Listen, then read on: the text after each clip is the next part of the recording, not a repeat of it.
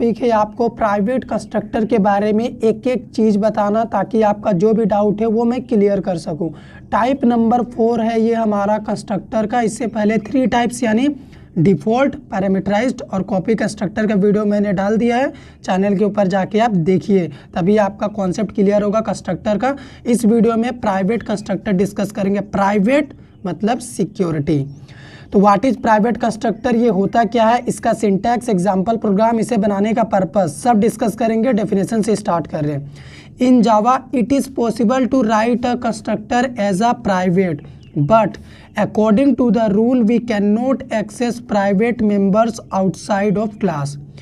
जावा में ये पॉसिबल है, ये संभव है कि आप अपने कंस्ट्रक्टर को एज अ प्राइवेट लिख सकते हो, लेकिन आपको एक रूल भी याद रखना होगा कि जब भी आपका कोई भी मेंबर प्राइवेट रहेगा ना, तो we can not access those member outside of class. Private आप किसी चीज़ को तब करोगे जब आपको सिक्योरिटी चाहिए। तो इस सिंटैक्स को आप देखो, फिर समझाता हूँ इसे बनाने का पर्पस। क्लास नेम हमारे इस क्लास का नेम है, और इसी नेम का देखो यहाँ पे कंस्ट्रक्टर है। इसके आगे अगर प्राइवेट लिखा हुआ है तो वो कंस्ट्रक्टर आपका प्राइवेट कंस्ट्रक्टर कंसीडर किया जाएगा। तो आप भी अपने किसी चीज़ को प्राइवेट तब करोगे जब आप नहीं चाहते कि आपके चीज़ को आपके अलावा कोई और एक्सेस करे। वो चीज़ आपके लिए बहुत ज़्यादा इंपॉर्टेंट है, तभी तो आप अपने उस चीज़ को प्राइवेट करोगे, है ना। तो सेम प्रोग्रामिंग लैंग्वेज में ये क्लास नहीं चाहता है कि इसके इस कंस्ट्रक्टर को कोई अदर एक्सेस करे, इस क्लास का ऑब्जेक्ट कोई अदर क्लास बनाए, या फिर इसके ऑब्जेक्ट से कोई अदर क्लास इसके बाकी मेंबर्स को भी एक्सेस करे, ये नहीं चाहता। तो ये क्या करेगा, उस केस में अपने कंस्ट्रक्टर को प्राइवेट बना देगा। तो जैसे ही कंस्ट्रक्टर प्राइवेट बन जाएगा, कोई अदर क्लास इसका ऑब्जेक्ट क्रिएट नहीं कर पाएगा। और प्राइवेट कंस्ट्रक्टर आपको जब भी बनाना है ना, तो अगर आपको और बहुत सारे काम करने हैं ना, तो आप स्टैटिक मेथड के साथ कर लो। क्यों? क्योंकि स्टैटिक मेथड बिना ऑब्जेक्ट के काम कर देता है। तो स्टैटिक मेथड प्राइवेट कंस्ट्रक्टर आपको तब यूज़ करना है जब आपको पूरा सिक्योरिटी लेना है अपने पास, किसी और को अपना डेटा एक्सेस नहीं करवाना है। तो जो मैंने आपको यहाँ पे बोला है, चलो प्रोग्राम के जरिए एक एक पॉइंट में आपको प्रूफ करके देता हूँ। गाइज, जो प्राइवेट कंस्ट्रक्टर का सिंटैक्स मैंने आपको बताया है ना, ठीक वही सिंटैक्स यूज़ करूँगा प्रोग्राम को यहाँ पे लिखने के लिए। तो चलो स्टार्ट करते हैं लिखना कि कैसे बनेगा। सबसे पहले सिंपल सा हमने एक क्लास बना लिया ए नाम का। अगर इस क्लास के अंदर मैं इस तरह से कोई कंस्ट्रक्टर बनाता हूँ, तो ये कंस्ट्रक्टर होगा डिफ़ॉल्ट कंस्ट्रक्टर। और ये डिफ़ॉल्ट कंस्ट्रक्टर जो है, ये बाय डिफ़ॉल्ट है, ठीक है। तो इस क्लास का ऑब्जेक्ट कोई अदर क्लास भी बना सकता है, और इस कंस्ट्रक्टर को भी एक्सेस कर सकता है, और साथ ही साथ इसके जो भी डेटा मेंबर्स है उनको भी वो एक्सेस कर सकता है, जो इसके अंदर हम यूज़ करेंगे या फिर यहाँ पे होगा जो। लेकिन अगर इसी कंस्ट्रक्टर को मैं प्राइवेट एक्सेस मॉडिफायर के साथ लिख देता हूं इस तरह से, तो ये बन गया है प्राइवेट कंस्ट्रक्टर। इसका मतलब ये हुआ कि अभी हमारे इस कंस्ट्रक्टर के लिए कोई दूसरा क्लास ऑब्जेक्ट नहीं बना सकता सिवाय इसके, ठीक है। क्लास ए ही सिर्फ ऑब्जेक्ट बना सकता है। तो चलो हम आगे का चीज करके दिखाते हैं आपको। सबसे पहले मैंने एक ए नाम का वेरिएबल बनाया, इसमें मैंने वैल्यू डाल दिया, नहीं वैल्यू कुछ नहीं डाल रहा हूँ यहाँ पे फिलहाल। और एक बना लेता हूँ डबल नाम का वेरिएबल, और एक क्या बना लूँ मैं, जैसे मैं बना लेता हूँ यहाँ पे स्ट्रिंग नाम का वेरिएबल।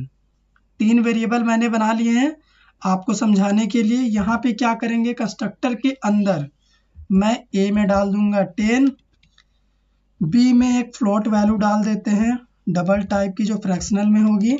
उसके बाद सी में एक स्ट्रिंग हमें रखना होगा क्योंकि उसका टाइप स्ट्रिंग है। हमने वैल्यू भी डाल दिया। रिजल्ट को डिस्प्ले भी कर सकते हैं, इंटीजर वाली वैल्यू को इंक्रीमेंट डिक्रीमेंट भी कर सकते हैं इस कंस्ट्रक्टर के अंदर अगर हम चाहें तो। लेकिन फिलहाल नॉर्मल हम प्रिंट कर दे रहे हैं तीनों को बिना कोई दिक्कत उठाए, ठीक है। यहाँ पे देखो हमने ए, बी और सी को प्रिंट कर दिया। अब हम क्या करेंगे, इस क्लास का ऑब्जेक्ट बनाएंगे। तो ऑब्जेक्ट आप ना सिर्फ इसी क्लास में बना सकते हो, कोई अदर क्लास में नहीं। मैं आपको करके दिखाऊंगा कि अगर अदर में बनाएंगे तो क्या होगा, ठीक है। फिलहाल बनाते हैं क्लास का नेम, ऑब्जेक्ट रेफरेंस का नेम मैंने आर ले लिया, न्यू, और ये जो मैं लिख रहा हूँ यही है कंस्ट्रक्टर, ठीक है। कंस्ट्रक्टर क्या करता है, ऑब्जेक्ट को इनिशियलाइज करता है। तो जो ऑब्जेक्ट यहाँ पे बना है उसको देखो इसमें इनिशियलाइज कर दिया, बन गया ऑब्जेक्ट। अब चलो इस प्रोग्राम को सेव करते हैं और आपको एक एक करके रिजल्ट दिखाते हैं, और आगे भी बहुत सारी चीज़ें हम इस प्रोग्राम में आपको करके दिखाएंगे। हमने एंटर मारा, देखो प्रोग्राम कंपाइल हो गया। अब इसे रन करने के लिए जावा और क्लास का नेम, तो आप देखो गाइस यहाँ पे रिजल्ट आ चुका है। बीच में हमने प्रिंट नहीं किया है बी वेरिएबल को, इसीलिए उसका रिजल्ट डिस्प्ले नहीं किया, अभी करेगा। ठीक है, आ गया रिजल्ट तीनों हमारा। अब मान लो मैं इस क्लास का, जो हमारा क्लास ए है, इसका ऑब्जेक्ट मैं किसी अदर क्लास में बनाता हूँ। यहाँ से मैंने हटा दिया, मैंने एक और क्लास बनाया बी नाम का। ये बस आपको समझाने के लिए है कि कैसे डेटा सिक्योर्ड है। ये देखो मैंने एक नए क्लास में ऑब्जेक्ट बनाया है। अब मैं क्या करूँगा, अपने प्रोग्राम को इस नए क्लास वाले नेम से सेव करूँगा, क्योंकि मेन मेथड उसी के अंदर है। कर दिया मैंने बी डॉट जावा नाम से सेव प्रोग्राम को। अभी कंपाइल करेंगे जावा सी बी डॉट जावा, तो आप देखो यहाँ पे एक लंबा चौड़ा एरर आ गया है लाइन नंबर 15 पे, जहाँ पे हमने ऑब्जेक्ट क्रिएट करा है। क्या बोल रहा है, constructor has private access in A. Constructor हमारा जो ये ए है, ये प्राइवेट है, जिसको आप ए में लिखे हुए हैं। तो आप इसको सिर्फ ए क्लास में ही ऑब्जेक्ट के थ्रू उसी क्लास में बना के एक्सेस कर सकते हो, किसी अदर क्लास में आप नहीं कर सकते हो। ठीक है, समझ में आ गया होगा उम्मीद करते हैं आपको। लेकिन अगर आपको और बहुत सारे काम को करना है तो आप इस कंस्ट्रक्टर के अंदर कर सकते हो और बहुत सारे लॉजिक को डिफाइन कर सकते हो। लेकिन अगर अलग से मेथड में करना चाहते हो तो आप क्या करो, इस तरह से स्टैटिक मेथड बना लो। ठीक है, स्टैटिक वॉइड, जो भी मेथड का नाम देना चाहो सो, और अपने काम को इसके अंदर करो, क्योंकि ये स्टैटिक मेथड है, ये बिना ऑब्जेक्ट का कॉल हो जाएगा, क्लास का नेम से डायरेक्ट ये कॉल हो जाएगा। और आपका ये कंस्ट्रक्टर प्राइवेट है और इसका ऑब्जेक्ट आप इसी क्लास में बना लेना और इस मेथड को भी कॉल कर लेना, आपका सारा काम प्राइवेटली हो जाएगा।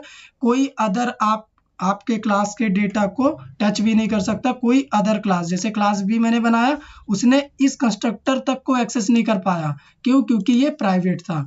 तो उम्मीद करते हैं आपको वीडियो समझ में आ गया है। समझ में आया हो तो लाइक करिए, शेयर करिए। कंप्लीट जावा सीखने के लिए इस प्लेलिस्ट को क्लिक करिए जो स्क्रीन पे आपको दिख रहा है।